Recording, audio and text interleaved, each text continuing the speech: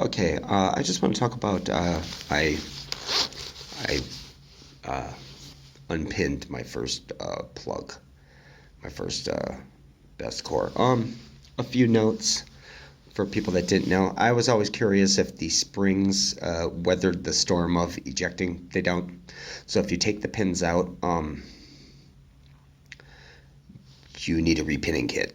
You can't just disassemble and then reassemble because you'll fuck the springs off ejecting them. And I had a feeling that would happen. I wasn't positive, but now I do know. And unfortunately, I don't have a locksmith I can ask these stupid questions to. So, my first plug, I used I have a lab annex. Works great. CLK, the dumb motherfuckers that have the instructional video on it online, and it's like one of the only ones. The fucking stupid asshole has the fucking thing upside down. You have holes at the bottom of the keyway, and then you have all of the pins on the top. Well, you don't eject the pins through the fucking keyway and through the other hole. I'm like, how's that going to work? I'm like, and I read a guy, Barry Campbell, had commented in that, hey, this is fucking asshole's got it upside down. They still have the video up. It's like, well, then why wouldn't you make a new video? You know what I mean? Fucking retards. I order from CLK.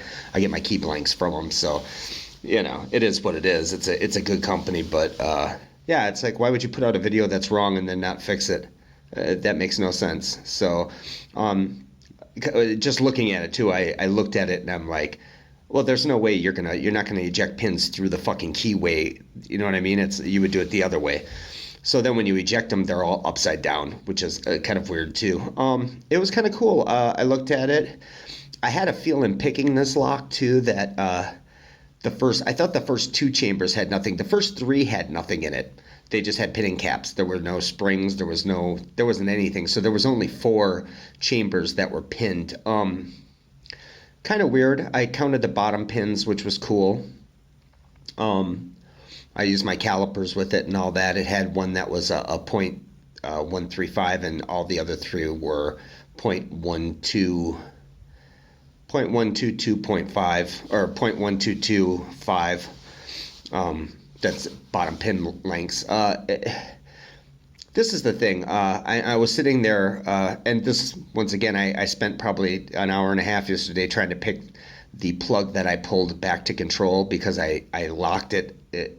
I didn't try to, but I was so excited when I pulled it out. I turned it and I ended up activating the locking mechanism in place.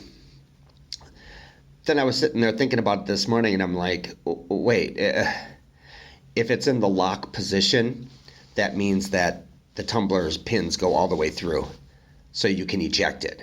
Had I picked it to control, I spent all that time trying to do it. Had I picked it to control, you wouldn't be able to push the pins through because the lock would actually be in the way of the holes in the tumbler. I'm like, what am I? It's one of those stupid things that you're like, when you think back on it, you're like, okay, I'm retarded. But yeah, so I didn't need to. And if I'd have picked a control, I could have put it back in the mortise. That being said, I didn't need to. It's not a mortise I need to replace, and I don't give a fuck about that, essentially. But it was cool. It was the first time I ever used the annex, and it was neat, and it worked really well. Yeah, it was a super strange lock. This is some fucking non-system shitty, some mechanical guy that probably has some locksmithing skills, but put together like one of the chambers has 2 master pins in it. You know, obviously this guy was just using pins to you have to make all the pin stacks 23 in an A2 system. I'm not going to get into technical shit, but yeah, he obviously was just adding pins to make it 23 because there's no fucking way this thing was coded for not only a master key, but it would have been a master key above that, you know. So I'm like, nah, there's no way. And this is a lock on a door that never gets locked. So they just threw some shit together, and I bet, looking at it, I have a feeling they probably don't even have a key to lock it. So I would be highly suspect if they do, because like I said, 3 of the chambers, it's a 7-pin best SFIC core. 3 of the chambers didn't even have pins in them. So yeah, so I picked a control, which was cool, but I only picked 4 chambers to control. So it's like, whatever. But like I said, the pin configuration on the inside was fucked off and amateurish and not done professionally, obviously. But yeah, then it was like I started decoding it, and then I'm realizing, well, okay, if I can't put it back together, then what's the point of decoding it? There is no point. I don't have a pinning kit. Once I get a job and I get some money, I'm going to buy one. They're about 100 and for a decent one with a good amount of pins, they're about 100 and 150 bucks for a pinning kit, and then you'll get all your little fucking pins, and you can do whatever with it. Yeah, I'll fuck with it then. But it's kind of cool because now I know that I'm still gonna fuck with locks, but it'll just be to pick them for fun. It's I can't decode anything until I get a pinning kit, and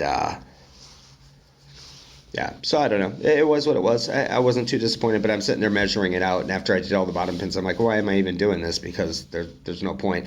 And I wanted to see if it had master pins, and it did. But like I said, if it was a legit A2 system, all 7 chambers would have pins in them, and only 4 did. So I'm like, well, that doesn't make any fucking sense.